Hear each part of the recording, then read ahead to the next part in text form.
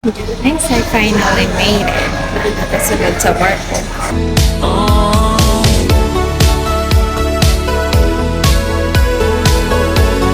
Hello mga langga, so good morning. Naanat sulod sa barge no kay part 2 naman ni siya. And good thing wala na ko diri naghulat kani nalipad jud ko nga nakasakay ko dayon kay ngano. Lisod kayo ang sakay paglangkay sa lang ang service labi na og kanang holiday. Karon ngay dili man holiday so weekdays nalipay ko nga naara ko day nakasakay. And nakita na ko ang Lord Angel nga tracking, partner siya lang sa Tugo sa una. And then wala naman sila siguro nag-serve. Nalipay lang ko nakita na ko sila. Nakita mo tanong kung updated pa ba. Pero wala mo ko may nakita nga kailang ako maistorya.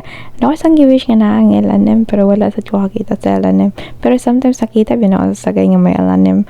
Wala lang gid ko kapangutana kay ngano di mo ko pwedeng parahan, di ba? Para yung mga gistoryahan is about sa trackers na siya sa among kapartner sa una sa akong gitrabahoan sa Tugo. And basta mamangutana mo sa akong giyaw-yaw charis. Gusto na ako magtagalog for today's video mga langga kay lagi medyo naanad-anad na sabay ako magtagalog. Charis! Pero kay marag mahirapan man tayo sa sobrang kalisod sa magbisaya lang lang jud ta ani mas ganahan mas ko mas prefer sa ako magbinisaya kay mas dire-diretso ako pag istorya. Dili ko magkabulol-bulol lang dili ko ihan kay ako man lang inistoryahan, di ba? So kung makita niyo mga langga murag ako ang ako parang barge no kay wala jud kay mga pasahero. Kay nasugdan man ato Bisaya atong video padayon na nato ang magbisaya.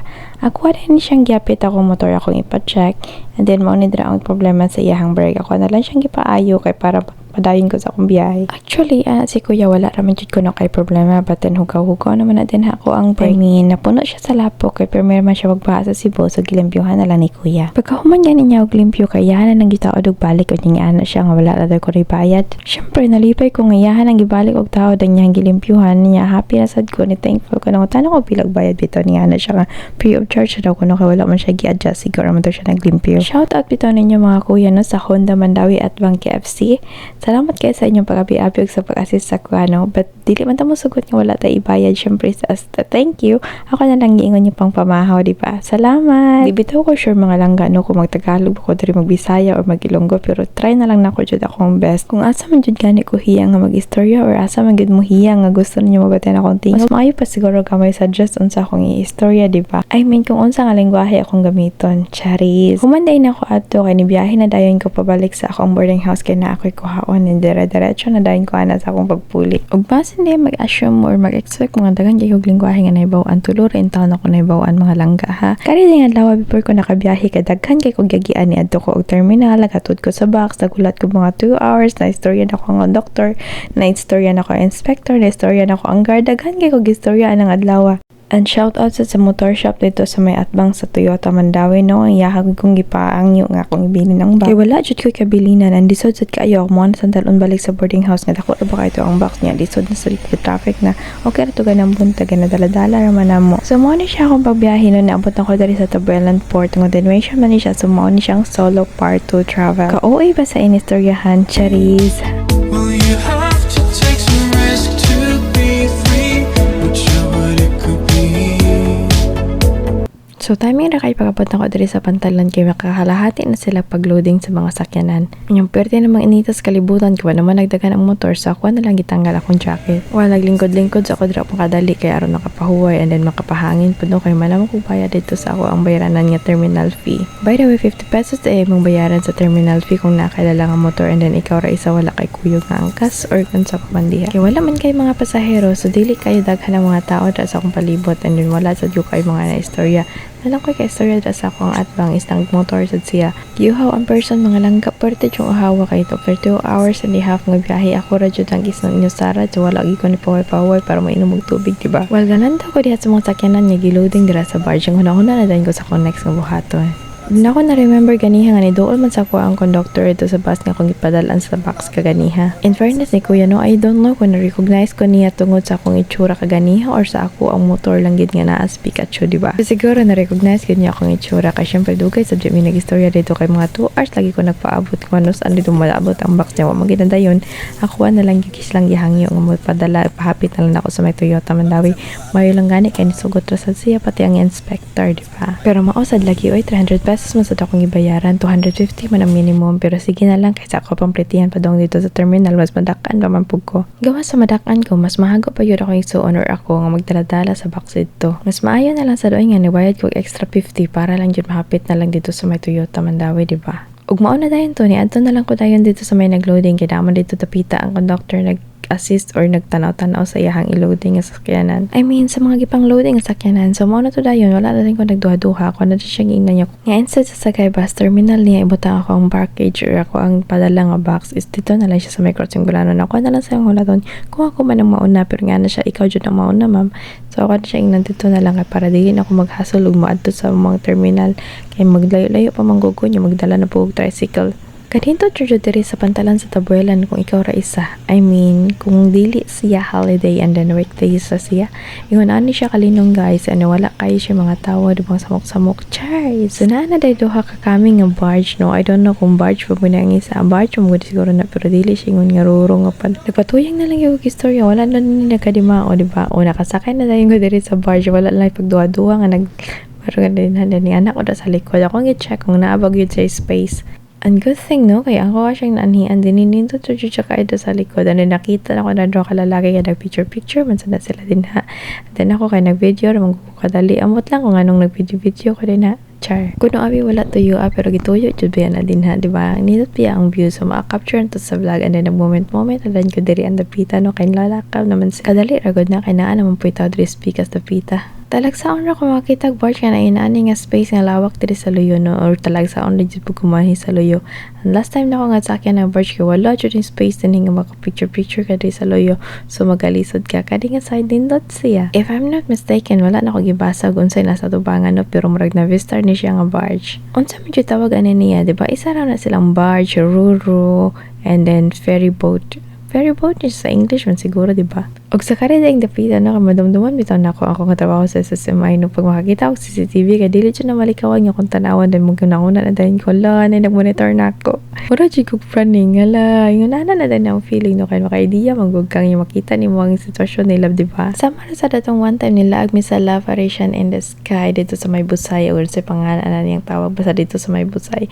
Then nami sa may viewing deck amin sa gawas mi na nga ona niya na CCTV ni ana din ko hala nagunaonan sad ko sa kinsa naman po nag-monitor ani ni Dapita. Kung dili gani kinsa nag-monitor ako mauna-unaan kay mo ana ko doon kinsa kay nag ani diri nga company kay ako ading promote ang SSMI char. Well, of course, why not? SSMI is one of the reliable company nga when it comes to security, no? Kay 24/7 ba ang ilahang mga personnel nga magbantay dira aside sa ilahang CCTV monitoring na pa sila alarm. And dispatch personnel ani din ilahang mga technicians kay alert kaayo mo adto sa troubleshooting kung may mga problema na gani. And one of the owners are proactive gid nga naa sa ilang company gatutok sa ilang business. And they are also considerate the give and take. Dili ra siya puro money matters lang no may consideration sila nga mapahangyo sa imuha kung ako na jud kayo ang iyang presyo pero mostly dili man jud siya kahit ako kay sa quotation pala nga daan nila na jud ang ginasala o gina-review nga mao na gyud na ang magawas nga breaks nga price is nag-promote na lagi ka din basta og gusto mo og security and systems monitoring ang ganahan mo pa-monitor ang inyong balay and tibok building din sa inyong gitrabahoan inform me. Chariza. Bitaw, you can search on Facebook. Manunaan man na dira makita magunda ninyo ang Security and Systems Monitoring Incorporated sa ilang Facebook page. Pwede na mo dito mag-message na aran na mo reply nga agent na sa inyong mga inquiries. Kataas na ba sa akong chika, wala na ako natiparahan niya. Nagwa ko sa akong charger at sa ubos. Kinahuna-hunaan ako nga nagdala man dahil kong charger. Managlobat naman akong cellphone. And then, naguna-huna ako nga basit nili na ako maka-video pag maabot ako Barcelona. Kay lagi low-bat akong cellphone. And good thing naka-charge man gid ko. Before ko naabot dito na full charge na gid siya. So, makapalayan ko sa akong video. Whole solo travel vlog. Charis. So, kanan yung makita dira sa unahan. Numura siya container van. Actually, port na siya sa Barcelona. Dala mi mo donggo niya. Daw. Ay, naabot na dahil mi. So, excited mo ng mga person na una nagkanaog, charis. Actually, una dahil ang mga motor kay wala magkaikasakyanan niya na karga. So, nakapadaplin na ang motor. Ang dali raw kayo na paan. Hindi rin.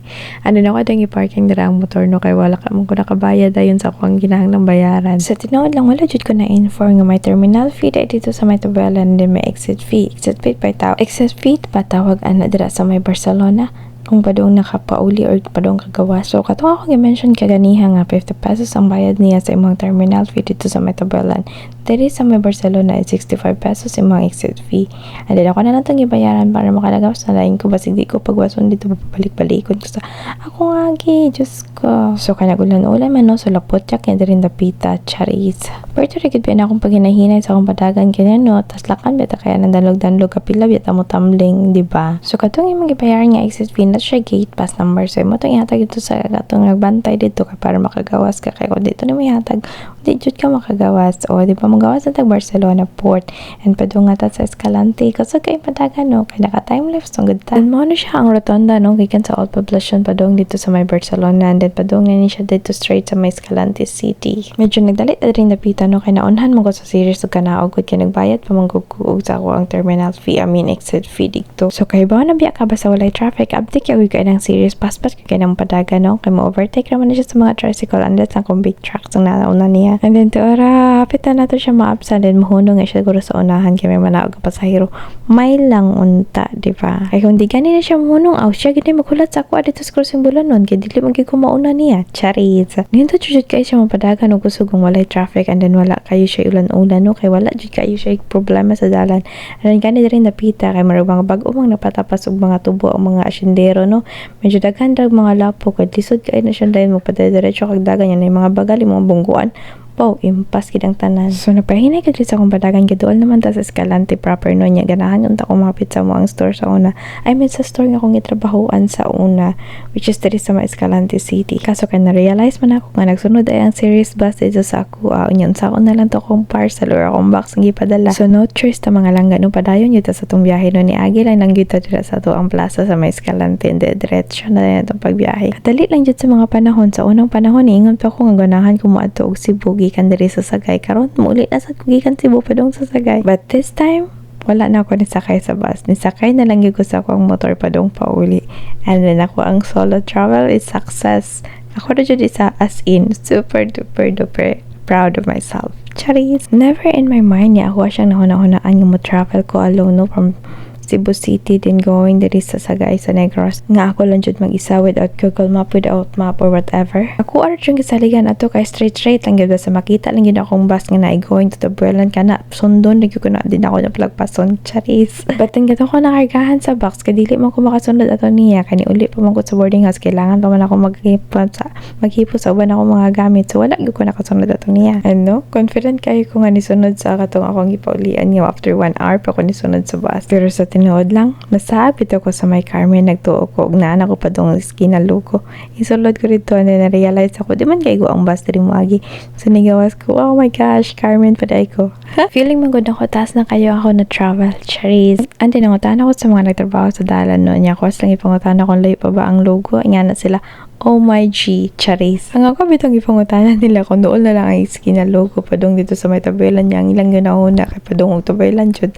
So niya na sila lama murag 1 hour pa man sobrang mong biyahe pero depende sa imong pagpadagan. So niya na ko dili ra man sa may Lugo ra man ko kinahanglan na sa okay mga 30 minutes na lang siguro. Then ila ko atong gitagaan og guide daghan pag guys lagi storya nga guide. Oy then ako natandaan kay ang simbahan ro yun na din ako matandaan pa sa moagi ko dira nga mo sakay kog bus. Pero sa kanang panahon na nalagpas jud kumay na lang gid kinakita na ko ang simbahan wala ra jud ko nakalapog kay sa simbahan no. Thank you Lord kay mo jud kong gitawag so nibalik ra jud ko dayon nang ibalik na ko dito pagkakita na ko sa esquina Lugo this is it going to the Tabelan. So mo na dayon ang padong na po sa Tabelan akong una-una kung asa na sa kumaliko may lang untag dire-diretso na gid ni akong pakadto and then na pagid unta ko likuan ato nya dili man to kailangan likuan dito nga dapita kay maklaro mabod ako nga layo pa jud siyang Tabelan di ba waray pa jud ko laing pangutan-an kay ngano mingaw kay kasada niya talagsa jud kay mga giya mga nag-drive yung mga kusog kay padagan sana ako pangutana sila ha so dire di ko pwede mangutana dire-diretso ra gid yung biyahe niya tay gani daghan-daghan pud akong gasolina kay nagpa full tank piyata andala hapit anday ko maabot sa mua so mo na ni pasulod sa mga bulanan and diretso ni siya rin dito sa mong balay nagsunod-sunod na lang kanin tracking kada ko man siya kayo niya na mga kasugata dili ko pwede mo overtake you know for safety purposes and then danlog ang dalan usahay. So mo na to siya na ako dahil naabot sa amo ang esquina pasulod na sa among balay. Daghang salamat sa pag-uban ug salamat sa paglantaw sa sunod na pod ha. Bye. This is Miss Laga Wonder. Let's go.